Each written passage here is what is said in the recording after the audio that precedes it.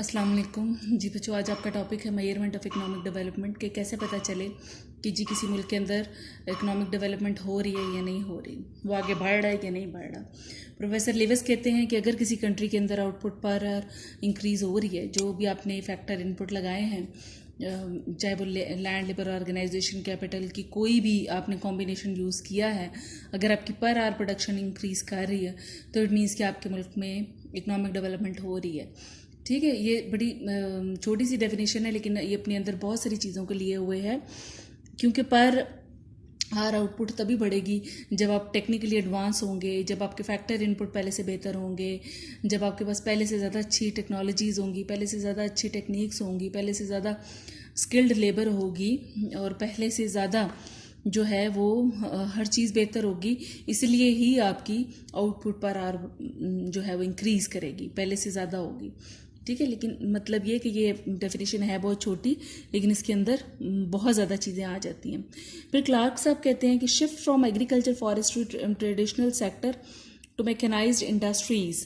वो कहता है कि कोई मुल्क कहा जाएगा कि हाँ जी इधर इकोनॉमिक डेवलपमेंट हो रही है अगर वो जो एक ट्रेडिशनल जो था, एक सिस्टम था जिसके अंदर इकोनॉमीज़ जो थी वो एग्रीकल्चर पर डिपेंड करती थी या फॉरेस्ट्री पर, या फिर वो खड्डी पर कपड़ा बुनते थे। ठीक है, जैसे हाथों से ज़्यादा काम होते थे, हैंडीक्राफ्ट ज़्यादा होती थी, ये एग्रीकल्चर होती थी।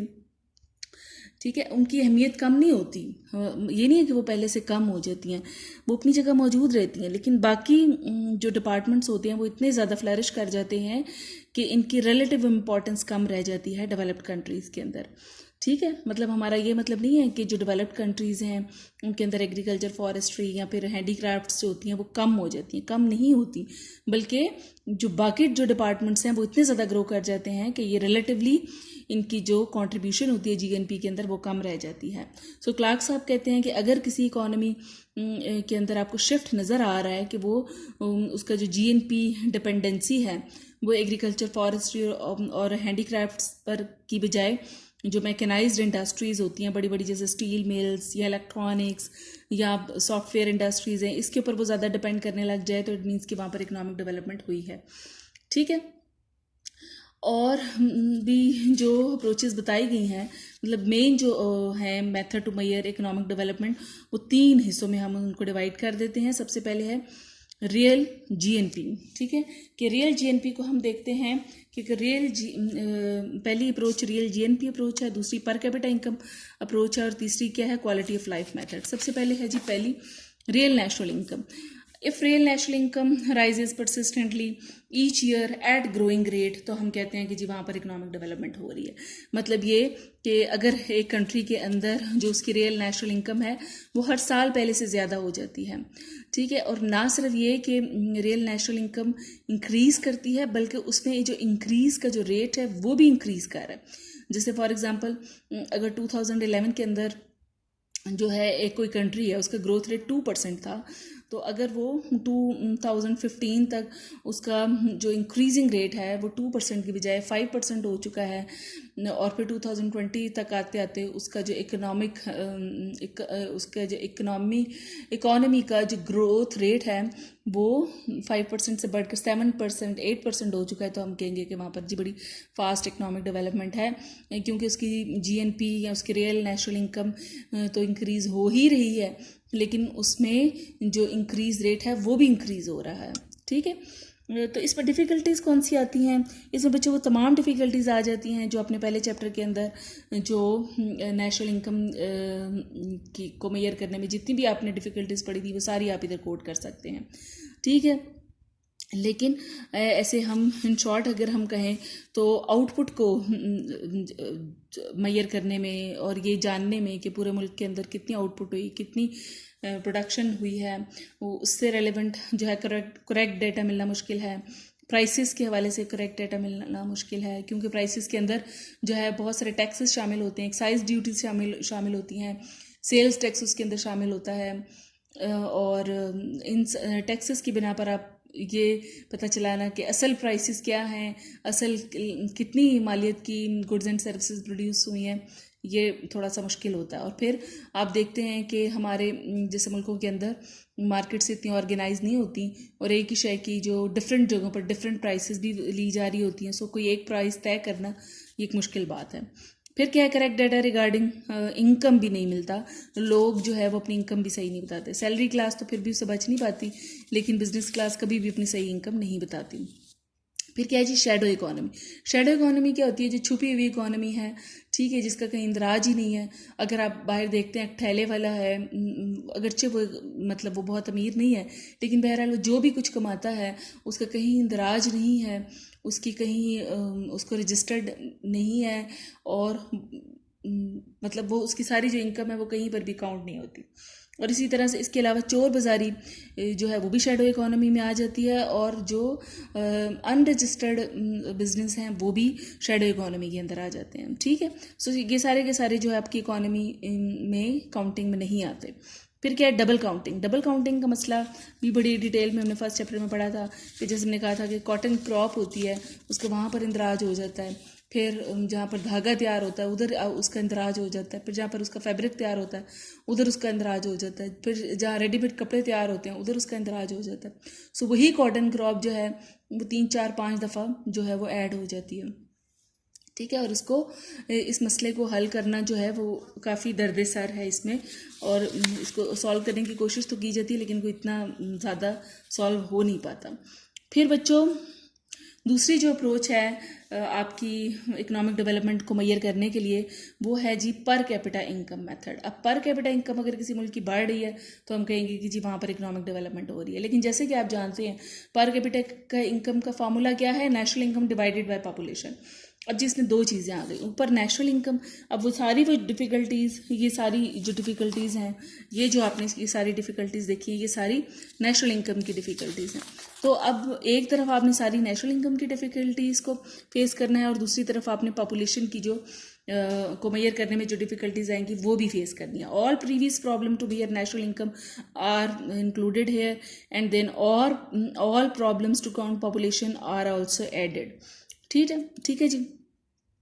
फिर क्या है, it ignores unequal distribution of wealth. जैसे आपके यहाँ पाकिस्तान के अंदर कहा जाता है कि जी पाकिस्तान की जो पर कैपिटा इनकम है वो 1600 समथिंग डॉलर्स एनुअल है। पर capita income is $1600 per year per capita. ठीक है बच्चों, लेकिन अब हम देखते हैं कि हमारे यहाँ बहुत सारे लोग ऐसे हैं जो इससे बेतहाशा इस पर कैपिटा इनकम से ऊपर ज़िंदगी गुजारते हैं, और बहुत ज़्यादा लोग ऐसे हैं जो इस पर कैपिटा इनकम से बहुत नीचे ज़िंदगी गुजारते हैं।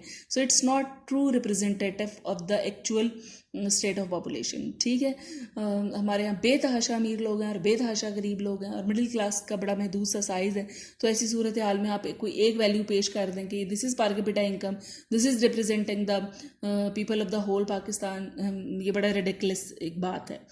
ठीक है जी। फिर वो कहता है कि faster increase in population swallow increase in income. ठीक है, आपके मुल्क में तरक्की हो रही है, आप नई फैक्ट्रियाँ लगा रहे हैं, नई प्रोडक्शन आपकी बढ़ रही है, ठीक है, लेकिन साथ ही साथ आपका पॉपुलेशन जो ग्रोथ रेट है वो बड़ा फास्ट है, तो पर कैपिटा इनकम तो बढ़ेगी नहीं। देखिए ना, अगर आपका इनोमिनेटर इंक्रीज़ कर रहा है और साथ ही साथ डिनोमिनेटर भी इंक्रीज़ करता चला जा रहा है, तो आपका जो आंसर है उसमें कोई इजाफा नहीं होगा। तो आप कहेंगे कि इकोनॉमिक डेवलपमेंट नहीं हुई, तो ये कहना गलत होगा, क्योंकि इकोनॉमिक डेवलपमेंट तो हो रही है, नई फैक्ट्रियाँ लग रही हैं, नई प्रोडक्शन हो रही है, लेकिन साथ ही आपकी पॉपुलेशन भी इतनी तेज़ी से बढ़ रही है कि आपकी पर कैपिटा इनकम नहीं बढ़ेगी, और आप कहेंगे कि इकोनॉमिक डेवलपमेंट नहीं हुई, तो ये बात गलत है। सो ये इसका सबसे बड़ा प्रॉब्लम है पर कैपिटा इनकम मेथड का।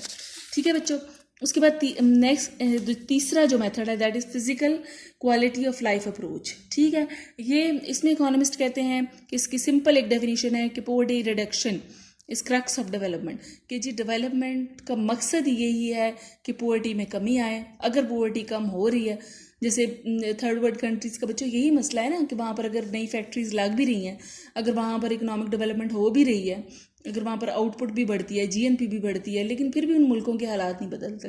क्यों नहीं बदलते? क्योंकि वही जो अमीर लोग हैं, वही जो रिच क्लास है, वही जो 5% या 10% पॉपुलेशन है, वही सारे फ़ायदे ले जाती है, वही सारे पैसे कमा कर फिर दूसरे मुल्कों में ले जाती है, और पाकिस्तान में कुछ भी नहीं बचता। लोगों के हालात पहले से बदतर होते चले जाते हैं। ठीक है। तो इकोनॉमिस्ट कहते हैं कि ये गलत है कि अगर आपकी पर कैपिटा इनकम बढ़ रही है, आपकी जीएनपी बढ़ रही है और आप कहें कि जी इकोनॉमिक डेवलपमेंट हो रही है। नो, अगर आपके यहाँ आपकी कंट्री के अंदर लोगों का लाइफस्टाइल इंप्रूव नहीं हो रहा, उनकी पॉवर्टी कम नहीं हो रही, तो there is no economic development. ठीक है। वो कहते हैं कि अगर हेल्थ, एजुकेशन, अगर लोगों की हेल्थ पहले से बेहतर हुई है, अगर लोगों की एजुकेशन पहले से बेहतर हुई है, अगर लोगों को सेफ ड्रिंकिंग वाटर मिल रहा है, अगर सैनिटेशन का निज़ाम वहाँ पर पहले से बेहतर हुआ है, हाउसिंग का सिस्टम बेहतर हुआ है, तो इकोनॉमिक डेवलपमेंट हुई होगी। अगर इनमें कोई बेहतरी नहीं आई तो there is no economic development. फिर अगले जो इकोनॉमिस्ट आए उन्होंने इसमें ड्रॉबैक्स निकाले। वो कहते हैं कि इसने बहुत सारी इंपॉर्टेंट चीज़ों को छोड़ दिया है इस definition, physical quality of life approach. किन चीज़ों को छोड़ दिया है? Justice, security, humanity are ignored. फिर वो कहते हैं लाइफ एक्सपेक्टेंसी कितनी है, ठीक है, कि एक्सपेक्टेड लाइफ कितनी है। लोग 60 साल एवरेज ज़िंदगी गुजारते हैं या 70 साल एवरेज ज़िंदगी गुजारते हैं बच्चे, जैसे डेवलप्ड कंट्रीज़ के अंदर तो जो लाइफ एक्सपेक्टेंसी है वो 80 तक है, लेकिन हमारे पाकिस्तान जैसे मुल्कों के अंदर लाइफ एक्सपेक्टेंसी 60 ईयर्स हार्डली। ठीक है। तो वो कहता है कि इसमें अगर बेहतरी आएगी तो आप कहेंगे कि फिजिकल क्वालिटी लाइफ अप्रोच। फिर आप इसको कह सकते हैं अगर आप लाइफ एक्सपेक्टेंसी को शामिल करें, अगर आप इन्फेंट मोर्टेलिटी को शामिल करें। इन्फेंट मोर्टेलिटी बच्चों, जो नौज़ायदा बच्चों की जो वफ़ात होती है वो बहुत सारी चीज़ों को एक्सप्लेन करती है। वो बताती है कि जी हेल्थ ऑफ द वुमेन और जो आपका सिस्टम है, जो आपका सारा मेडिकल सिस्टम है वो उसमें कोई बेहतरी है या नहीं है। ठीक है। और जो ख़वातीन हैं उनकी सेहत के बारे में बताती है। तो अगर उनमें बेहतरी आएगी तो आप कहेंगे कि जी आपके मुल्क के अंदर इकोनॉमिक डेवलपमेंट हुई है। फिर लिटरेसी रेट अगर पहले से बेहतर होगा तो आप कहेंगे कि जी इकोनॉमिक डेवलपमेंट हुई है। ठीक है। सो इकोनॉमिस्ट ने कि जो physical quality of life approach है इसको क्रिटिसाइज़ किया और कहा कि ये जो चीज़ें हैं इनको भी इसमें शामिल होना चाहिए। ठीक है। फिर इन सारी चीज़ों को देखते हुए बच्चों यूनाइटेड नेशंस ने जो है यूनाइटेड नेशन डेवलपमेंट प्रोग्राम, ये मैंने लिखा UNDP, United Nation development programme, उसने एक डेफिनेशन जारी की है ह्यूमन डेवलपमेंट इंडेक्स की। वो कहते हैं कि कैसे आपको पता चलेगा कि किसी मुल्क के अंदर इकोनॉमिक डेवलपमेंट हुई है कि अगर वहाँ पर ह्यूमन डेवलपमेंट हो रही है। ह्यूमन डेवलपमेंट का आपको कैसे पता चलेगा? Longevity, literacy, standard of living and freedom of choice और सेल्फ इस्टीम। बच्चों ये जो फ्रीडम ऑफ चॉइस है और सेल्फ इस्टीम है, ये जो इसमें चीज़ें शामिल की गई थी, justice, security, humanity, life expectancy और इन्फेंट मोर्टेलिटी, लिटरेसी रेट, ये सारी चीज़ों से आती हैं फ्रीडम ऑफ चॉइस और सेल्फ इस्टीम। ठीक है। ये पहले जो पॉइंट्स हैं ये सारे इकोनॉमिक इश्यूज़ को कवर कर लेते हैं और बाकी ये जो जस्टिस और सिक्योरिटी है उसको ये जो आखिरी दो हैं ये वाले कंपोनेंट जो उसको रिप्रेजेंट करते हैं। ठीक है। तो ये यूएनडीपी की रिपोर्ट के मुताबिक ये ह्यूमन डेवलपमेंट इंडेक्स की ये कंपोनेंट्स हैं। अगर इनमें बेहतरी आ रही है तो किसी मुल्क के अंदर इकोनॉमिक डेवलपमेंट हो रही है, और अगर इनमें बेहतरी नहीं आ रही तो there is no economic development. ठीक है बच्चों, थैंक यू, अल्लाह हाफ़िज़।